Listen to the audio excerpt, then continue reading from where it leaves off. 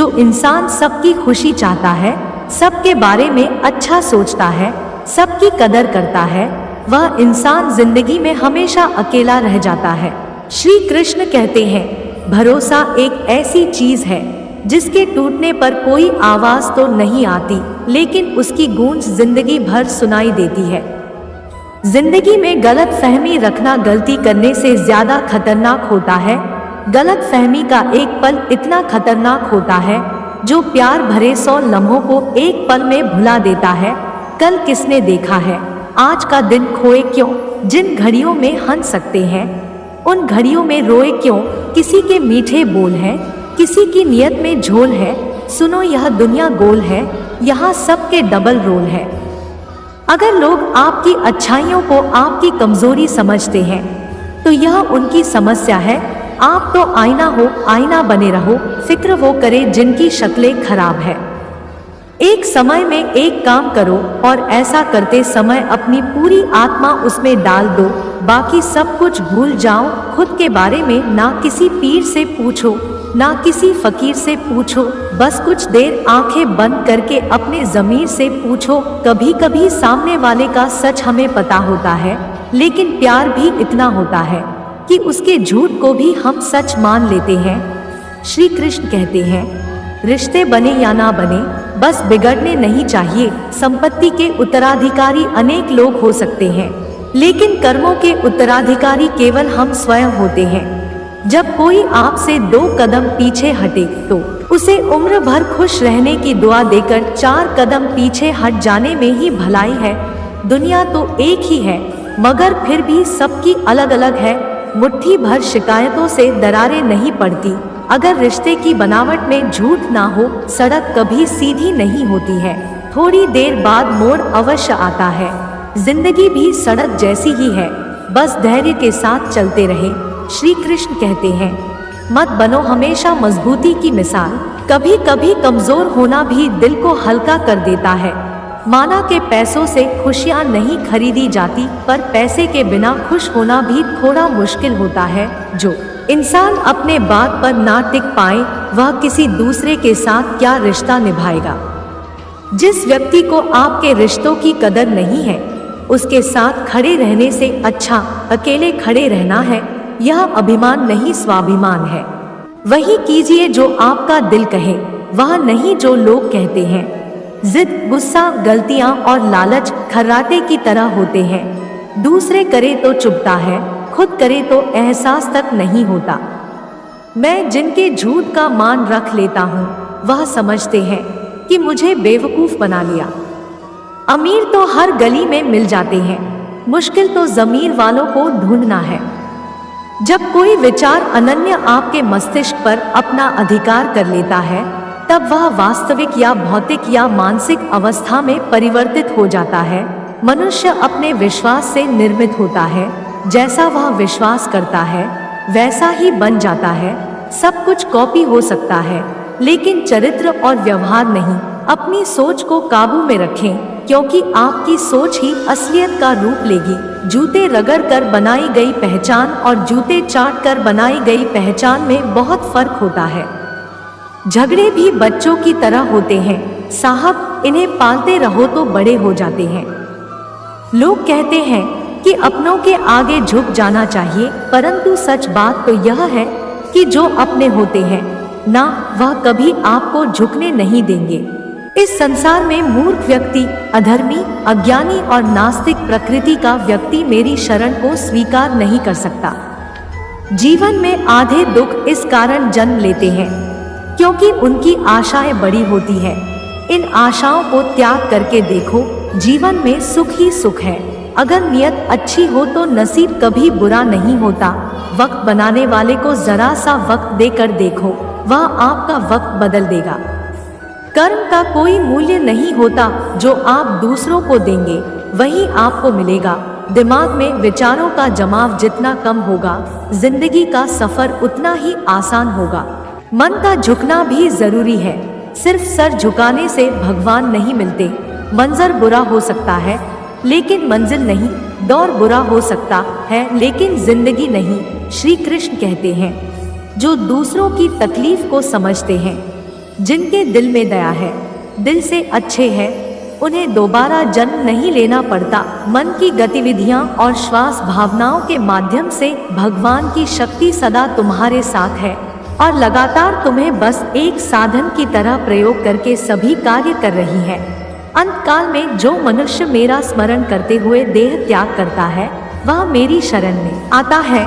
इसलिए मनुष्य को चाहिए कि अंत काल में मेरा चिंतन करे। जब हम स्वयं जीवन के शिल्पकार हैं, तो चलो हम अपनी मुश्किलों को हराते हैं, जीवन में थोड़ा मुस्कुराते हैं। आत्मज्ञान के तलवार से काट कर अपने हृदय से अज्ञान के संदेह को अलग कर दो। अनुशासित रहो और कर्म करो, तुम्हें सफलता अवश्य मिलेगी। श्री कृष्ण कहते हैं, जो होता है अच्छे के लिए होता है। कभी कभी विपरीत परिस्थितियां हमारी वर्तमान स्थिति को अच्छा करने के लिए आती है। मन चंचल होता है, यह इधर उधर भागता है और किसी भी कार्य की एकाग्रता का दुश्मन है। लेकिन यदि यह व्यक्ति के वश में हो जाए तो इससे अच्छा कोई मित्र नहीं है। इसीलिए मन को एकाग्र करना जरूरी है और मन को एकाग्र करने के लिए बस थोड़े से प्रयास और अभ्यास की जरूरत होती है। भगवान कहते हैं, मेरे लिए ना कोई शत्रु है, ना कोई मित्र, ना ही कोई निर्धन है, ना ही कोई धनी है। बस जो भक्ति भाव के साथ मुझे याद करते हैं, मैं उनका और वह मेरे हैं। श्री कृष्ण कहते हैं, वह किसी के भाग्य निर्माता नहीं है, व्यक्ति खुद ही अपना भाग्य लिखता है। आप जैसा बीज बोओगे वैसा ही फसल काटेंगे, आप जैसा कर्म करेंगे आपको वैसे ही परिणाम मिलेंगे। यदि विद्यार्थी मन लगाकर पढ़ाई करेंगे तो परीक्षा में सफल होंगे। इसलिए हर व्यक्ति का भाग्य भी तभी बदलेगा जब वह अपना कर्म करेगा। भ्रम और संदेह से परे जब भगवान आपसे प्यार करते हैं तो आप हर चीज से प्यार करते हैं। कभी खेत में किसी किसान को खेती करते देखा है, वह उसे सींचता है, पशु पक्षियों से खेत की फसल की रक्षा करता है, परंतु एक बात का विशेष ध्यान रखता है कि खेत में कहीं एक खरपतवार ना उग जाए, क्योंकि वह खेत की सारी फसल को नष्ट कर सकती है। उसी प्रकार वंश की कोई संतान खोटी निकल जाती है तो वह समूचे वंश का नाश कर सकती है। इसीलिए संतान के लालन पालन में विशेष ध्यान देना आवश्यक होता है, क्योंकि संतान वह फसल होती है जो आने वाले समय में वंश को संभ्रांत बना सकती है या फिर उसे नाश कर सकती है। अगर कोई बुरा कर्म करता है तो वह कर्म आपको अपने जीवन में ही भोगना पड़ता है। जिस प्रकार गाय का बछड़ा झुंड में भी अपनी माँ को ढूंढ लेता है, वैसे ही कर्म का फल आपको हजारों की भीड़ में भी ढूंढ लेगा। ईश्वर कण कण में निवास करते हैं। छोटे से छोटे जीव के हृदय में ईश्वर का वास होता है। जीव को कष्ट का अनुभव होना ईश्वर को कष्ट का अनुभव होना है। अर्थात किसी जीव को कष्ट देकर आप अपने ईश्वर को खुश कैसे देख सकते हैं। जो श्री कृष्ण का दास हो जाता है, वह अपने आराध्य से ऐसे दिन ना दिखाने की कामना करता है जब उसमें गुरूर आ जाए, तो अपने कृष्ण का सेवक बनकर ही जीवन सफल बनाना चाहता है। जो व्यक्ति सदैव हंसता खेलता मुस्कुराता रहता हो, अगर वह अपने स्वभाव से भिन्न हो जाए, अर्थात चुपचाप गुमसुम उदास रहने लगे, तो समझना उसके हृदय में दर्द है। उस दर्द ने उसे कमजोर बना दिया है। कहते हैं, मन के हारे हार है, मन के जीते जीत। अर्थात जिस प्रकार सकारात्मक विचारों से सफलता मिलती है, उसी प्रकार नकारात्मक विचार असफलता के मार्ग की ओर अग्रसर करते हैं।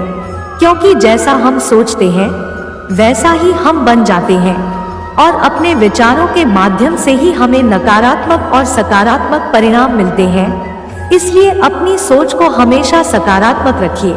मनुष्य ही एक ऐसा प्राणी है जो कर्म करता है, इसलिए कर्म करना प्रत्येक व्यक्ति का धर्म भी है। कर्म करने वाला व्यक्ति कर्मवीर कहलाता है। इसीलिए कर्म करते रहना खाली बैठे रहने से बेहतर होता है।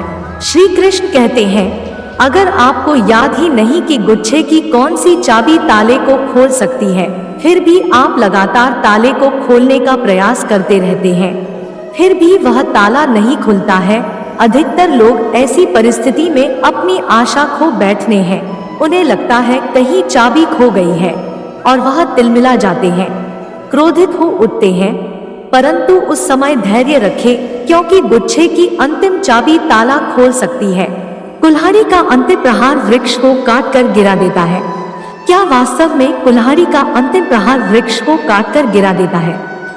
आपको आपका लक्ष्य दिला देता है, नहीं आपका निरंतर प्रयत्न आपको सफलता दिलाता है।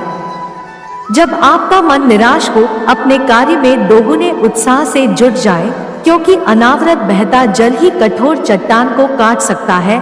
सफलता का मूल मंत्र है प्रयास, आशा, परिश्रम।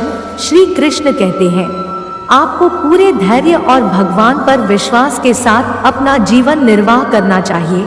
लोग अक्सर सच कहने से बचते हैं या डरते हैं, पर सत्य कभी छुप नहीं सकता, ना ही कभी मिट सकता है। हम कितना भी छुपा लें, पर एक ना एक दिन सच तो उजागर हो ही जाएगा। इसलिए जो बात सच पर आधारित हो, उसे कहने से या मानने से कभी नहीं डरना चाहिए। लोग अपने शरीर को सुंदर बनाने में लगे रहते हैं, पर आत्मा की सुंदरता शरीर की सुंदरता से कहीं ज्यादा महत्वपूर्ण है। शरीर तो नश्वर है, मिट्टी से बना है, मिट्टी में मिल जाता है, पर आत्मा अमर है। इसलिए आत्मा की सुंदरता पर ध्यान दो। आत्मा की सुंदरता स्वयं को भगवान में लीन रहने से बनती है। जो अज्ञानी व्यक्ति होता है, वह गलत फहमी पाल लेता है। वह सोचता है सभी कार्य मेरे द्वारा किए जा रहे हैं, ऐसे में उसमें अहंकार घर कर लेता है। परंतु इस सृष्टि में जो भी हो रहा है, सब कुछ भगवान की इच्छा से हो रहा है। नानता के कारण व्यक्ति में जब अहंकार जन्म लेता है, तो उसका पतन होना निश्चित है। श्री कृष्ण कहते हैं, मनुष्य का जीवन ऋतुओं के समान होता है। आज गर्म तो कल वर्षा, परसों शीत, तनिक संकट आया तो हम स्वयं खो बैठते हैं, और ऋतु बदले तो हम अधीर हो जाते हैं। अपने आक्रोश, अपने क्रोध में हम उनसे ही संबंध बिगाड़ लेते हैं जो हमारे अपने होते हैं। हमें लगता है कि हमारे अपने हैं, फिर से मना लेंगे, परंतु ध्यान रखिए, सदा ऐसा करना संभव नहीं होता। सागर की उफनती लहरों को तट सहता है, और यदि तट ही टूट जाए तो बाढ़ आ जाती है। हमारे संबंध दूध की भांति होते हैं।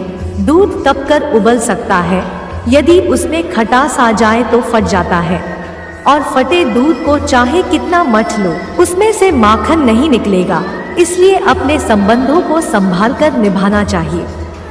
श्री कृष्ण कहते हैं, जो व्यक्ति अपने अहंकार से भारी हो जाता है, जिसमें अभिमान भर जाता है, वह उस पत्थर की भांति होता है जो भारी होने के बावजूद भी नदी की धारा में डूबकर अपना अस्तित्व खो देता है। संगति या साथ, मित्र और साथी मनुष्य के व्यक्तित्व के लिए सबसे महत्वपूर्ण होते हैं।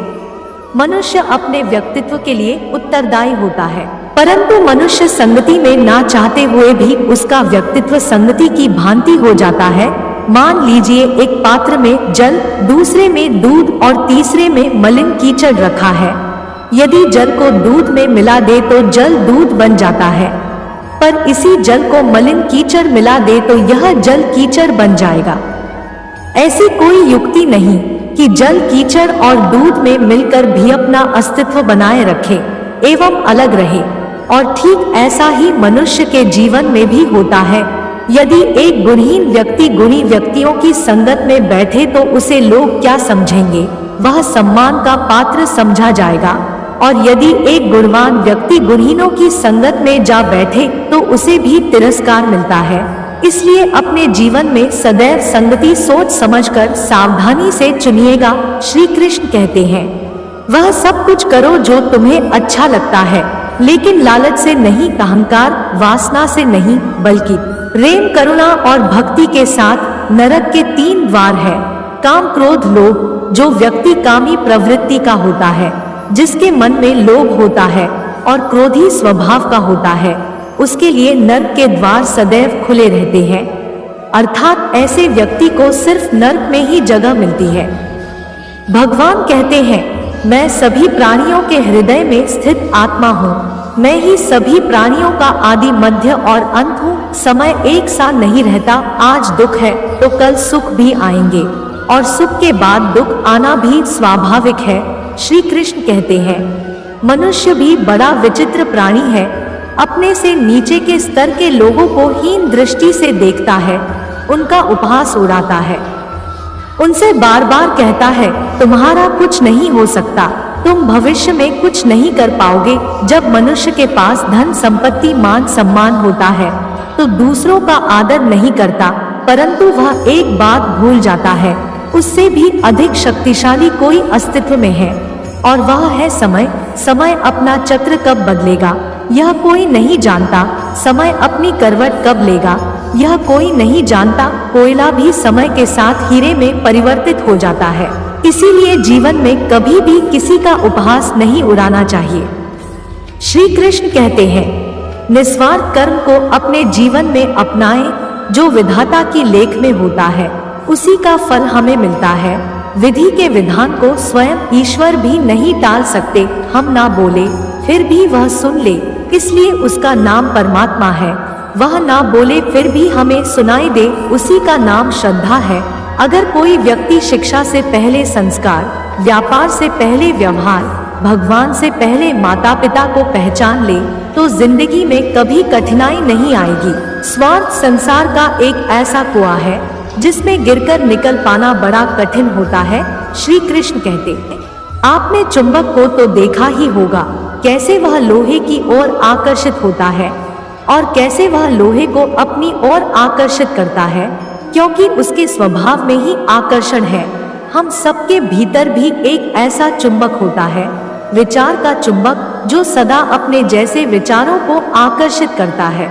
हम जो बोलते हैं वही करते हैं, उसी प्रकार हम जो सोचते हैं वैसा ही पाते हैं। साधु ईश्वर का नाम जपता है तो उसे ईश्वर मिल जाते हैं, अर्थात फल हमारी सोच पर ही निर्भर करता है। इसलिए हमेशा सकारात्मक सोचें।